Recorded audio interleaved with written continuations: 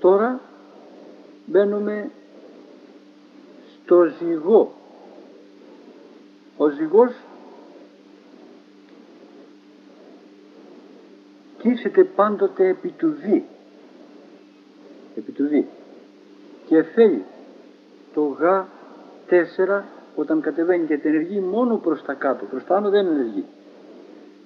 Δι γ 4, γ β 16, β π 4, π νι 18. Θα την πω την κλίμακα όπως τη θέλει. Θα έχουμε υπόψη μας όμως πρακτικά ότι θέλει όλα τα γ να είναι κολλημένα στο δι και όλα τα π να είναι κολλημένα στο β και οι άλλες φωνές στη θέση τους. Ο δι, ο β και ο νι είναι στη θέση τους. Μόνο ο γ έλκεται από το δι και ο π από το β.